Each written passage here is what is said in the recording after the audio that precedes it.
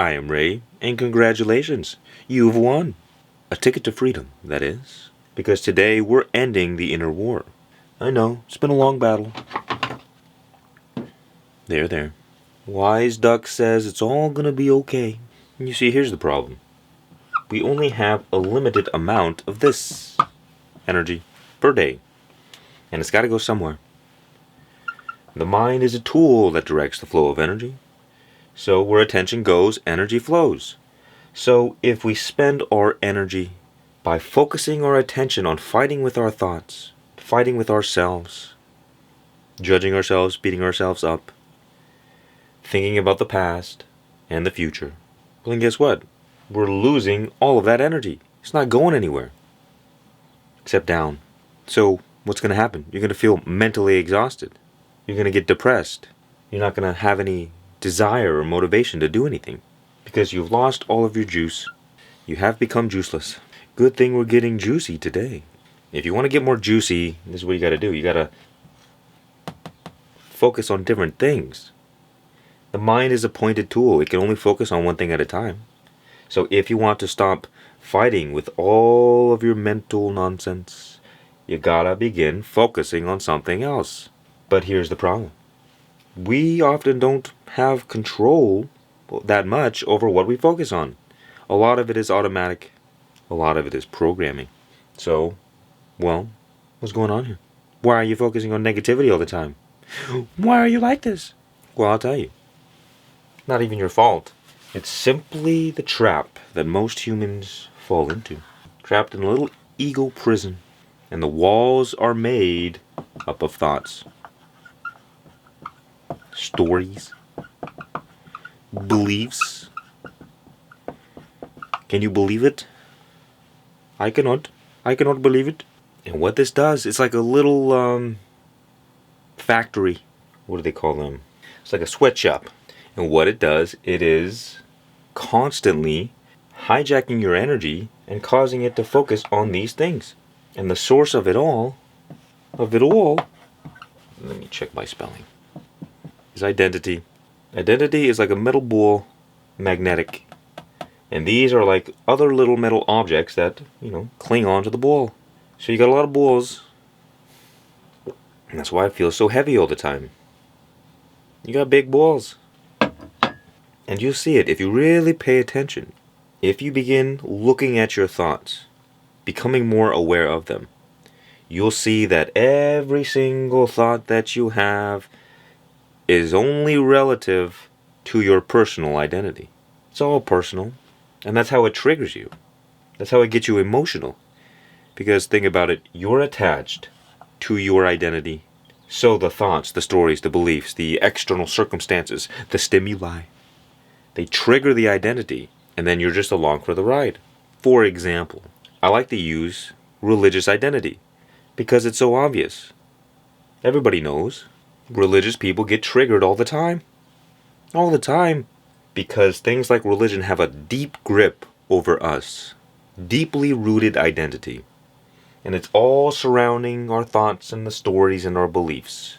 And anytime something comes along and pokes at this, it's easy to get triggered. It's a survival response. Because all of this stuff, this whole prison, we think it keeps us safe. And it kind of does in a little bit way. Because this right here is the known. This is what is safe. It's what is familiar. We construct this way of looking at the world, and that helps us sleep at night. Because we don't have to say, well, I don't know what's going on. What is going on? What is going on? We can kind of say, oh, okay, I kind of know what's going on. Just a side note, what getting triggered is, it's a survival response from your body. It detects a threat. Something threats its survival. And that is why people react emotionally. Have you ever seen people kill each other over a soccer game? It happens. The answer is not zero. It's because for whatever reason, this primal force is getting triggered and it's possessing the individual and it causes them to go out and attack. It's the same reason why people have been slaughtering each other in the name of God for thousands of years. It's not because, well, I don't know what reasons they have, but it's fundamentally, I'm right and you're wrong. And because I'm right, I'm going to beat you with my club. You silly caveman, or woman, or cave both. I wonder if they had trans cavemen. Cave women. Mysteries. Now, I hate to be the bearer of bad news, but the more you get triggered, the more you are a slave. The more you're stuck in this prison. And the less you see life clearly. Clarity is found through stillness, not through emotional turbulence. So the more emotional you get, the more you stay stuck in this inner war. And war with everything else. That is what the ego does. It goes to war.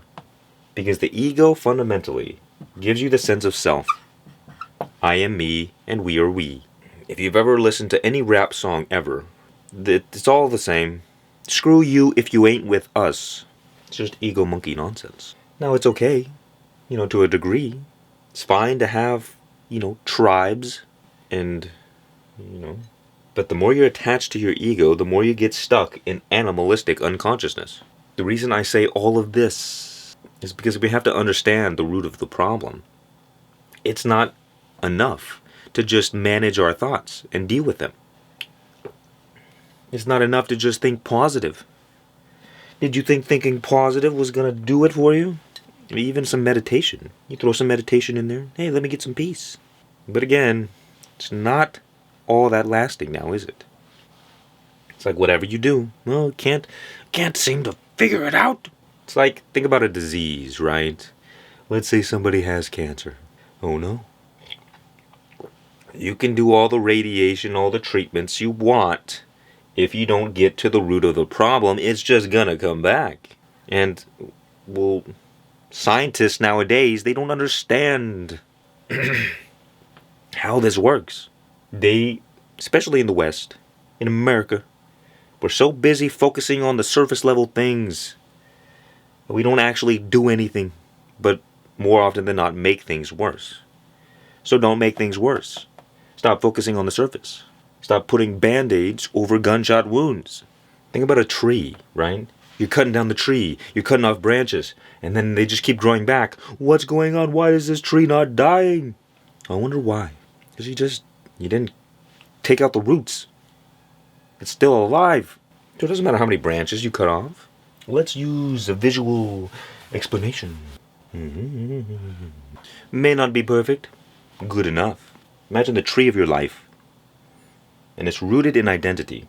And this identity causes you to focus on certain things. And it causes you to have certain thoughts. And eventually, well, you get some fruits. And those fruits are your experiences. The experience of your life. So, if you get bad fruits, if your life sucks, this is why.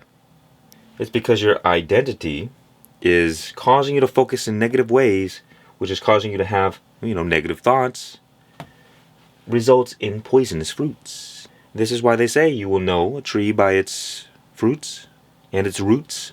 And this is also why they say the road to hell is paved with good intentions. Because you can have all the good intentions. If it's rooted in a negative thing, like fear or worry, it will always bear negative fruit.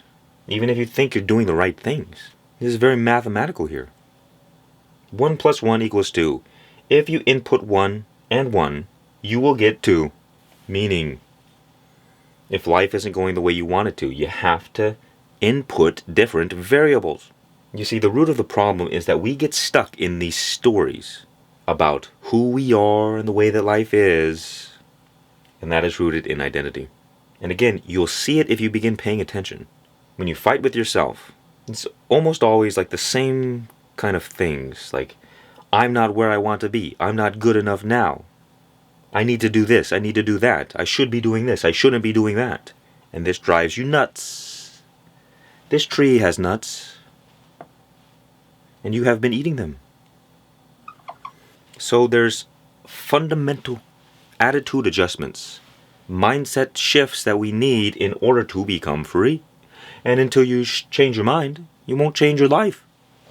And remember, mind and identity and ego, they're all basically the same thing. The mind creates the sense of individuality.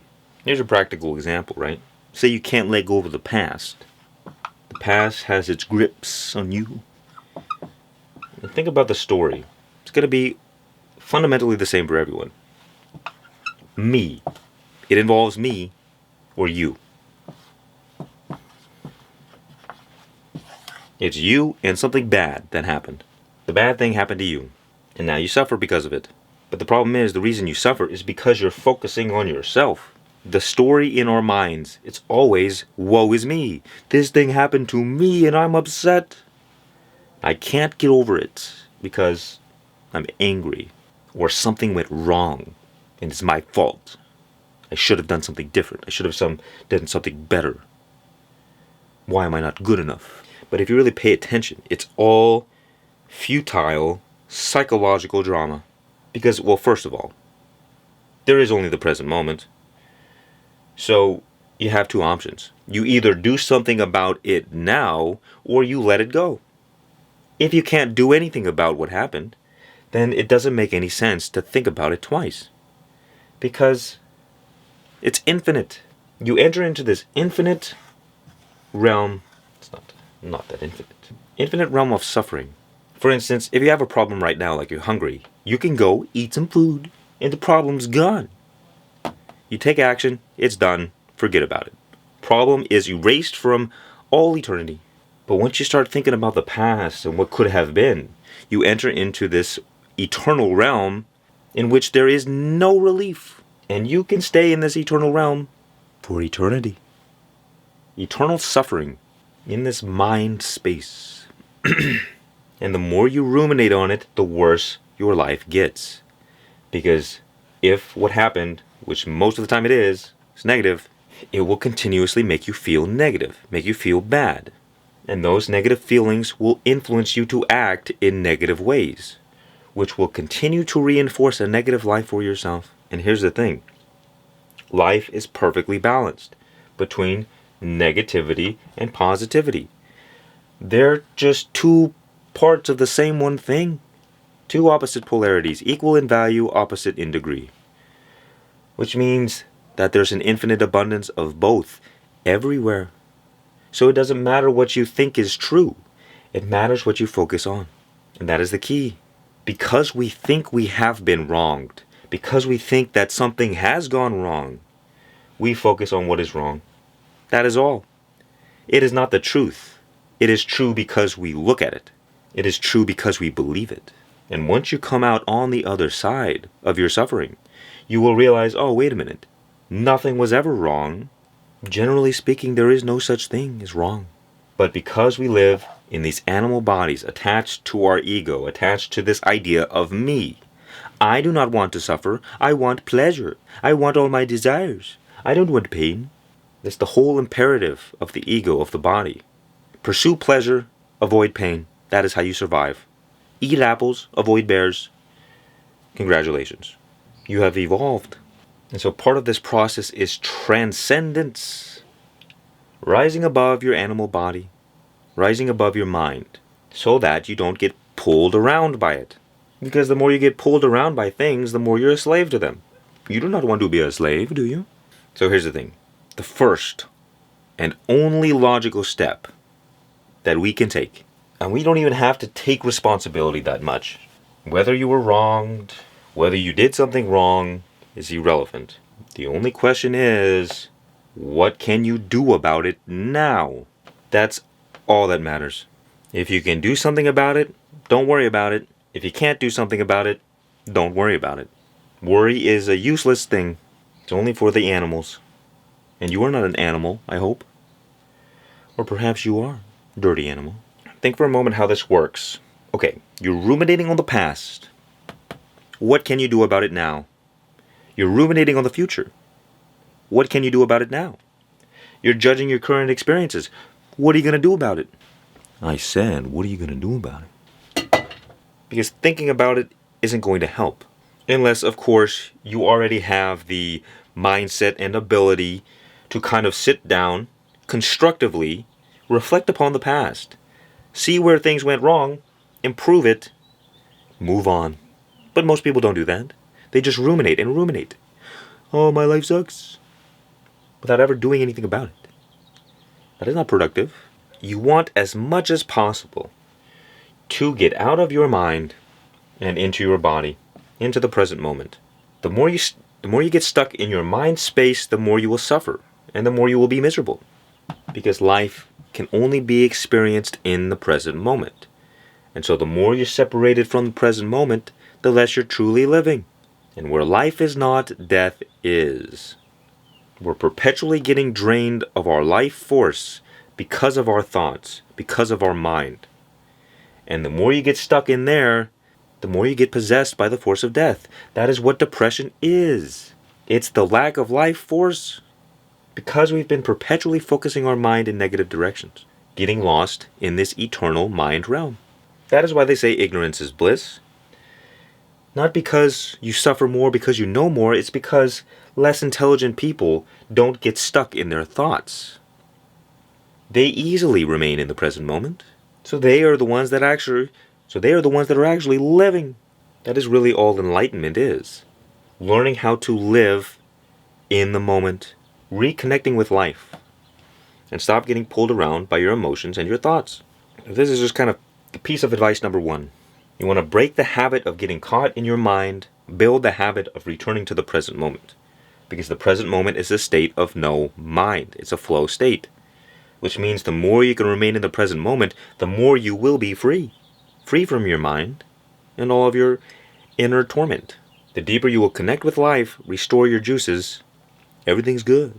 Guarantee, probably one of the biggest problems for humanity is thinking too much. And then the next thing, we go a little deeper. We do something called the reframe. And this works because, again, life is perfectly balanced. So, in every situation, let's say you have a special situation that's causing you trouble, whether in the past, the present, or the future. And currently, we label and judge that experience as negative. And so it makes us feel bad. The story is negative. We're getting caught in the story. We're getting pulled all over the place, feeling bad. But the trick is, well, every situation also has good. That's just the laws of the universe. And you don't have to believe it. These are equal forces. You cannot have down without up, left without right, light without dark. Again, it's just what you choose to focus on. And the more you try to find what is good, the more you will see evidence of it. It will become true for you. Both are equally true. And this is kind of what determines winners from losers. It's their attitude. Do you have a mindset of growth that is productive, or do you have a self-destructive mindset? Meaning, are you just wallowing in your suffering, not doing anything about it? Or are you actively seeking how any kind of situation is working for your highest benefit? You see, the fact is that life is always taking care of you. We just don't see it because we're too focused on ourselves. We're too focused on how we feel. I feel bad, now I'm upset, and now everybody's gonna suck too. I'm gonna make everybody suck. The moment we get out of our own way, we can see, oh, wow, I didn't like it, but I was being shaped into the highest version of myself. Every successful person will say the same thing. Oh, well, I never would have wished that to happen, but it made me who I am today.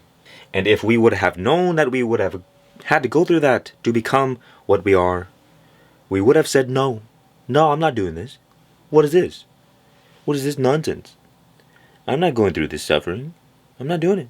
So life has to just throw us in the deep end. And so the new mindset is, everything is working out perfect. Because it is. It's just, we have to begin focusing our mind in this direction in order for it to be true for us. This is not something that we have to delude ourselves to believe. That's not the point. That's where a lot of people go wrong with affirmations. They think, let me manipulate myself into believing something I don't. And then you wonder why it doesn't work. Even if you don't believe it, that's fine. It's not about believing it. It's about using your curiosity to be open to the idea. And just ask yourself, I wonder what it would be like if everything was working out for me perfectly. Interesting. And what will happen is that the more you kind of just allow this idea to marinate in your mind juices, the more you'll start to see evidence of it. Life, over time, will continue to provide to you undeniable evidence that this is fact. You don't have to believe me, but you just want to start being curious. Because what you will do is you'll start asking yourself, something bad happened in the past. I wonder how that was helping me. I wonder how that was working out for me. How did that help my life? And that'll take your attention away from the negativity and begin allowing new variables to enter into your mind, new information. And you'll see, oh wow, here's one positive thing that came out of this. And you just keep going, more positive things, and you will see, after some time, oh wow, I was just focusing on everything that was wrong. As it is said, the mind can make a hell out of heaven or a heaven out of hell. If you got 99 things going wrong in your life, you can focus on the one thing going right, and you can pull yourself up out of any negative situation. And you can have 99 things going right, focus on the one thing going wrong, and you can tear it all down. That is the power you have. And once you allow this idea to kind of sit with you, will you stop naturally ruminating and worrying about the future? Because everything is working out. What do you got to worry about? It's fine. And if something is going wrong in the present, you could say, I wonder how this is helping me. Until eventually you just see it automatically. You always know that it's helping your character. You're going through the fire like a sword. Your sword's got to melt, and the sword's got to get banged. Sometimes we don't like being banged, but it's necessary. And you see what this does? It changes the story we tell ourselves. And that story changes who we are. We are no longer somebody who just suffers unnecessarily. We are somebody who is productive, who is trying at least to focus on what is good. You can see the identity shift. Focusing only on negativity. Trying to be more positive. Changing your mindset. Seeking out what is good. 3 versions. Here's the old you, here's the transition phase, and here's the new you, in which focusing on what is good is natural. It becomes automatic, because it becomes who you are. And it is this identity shift that begins producing better fruit. It causes you to focus on more productive things. It causes you to have more productive thoughts. And your life will reflect this change. Because life is nothing more than a reflection of what is within. If you're thinking negative all the time, you're going to have a negative life. As the Buddha said, we are what we think. All that we are arises with our thoughts. And with our thoughts, we make the world. Now you know why. And if you're looking for a step-by-step system to break free from the prison of your mind, and finally feel relief from your negative thoughts, check out Monster Mind Mastery, link below. I am Ray, much peace and many blessings. And remember, just be.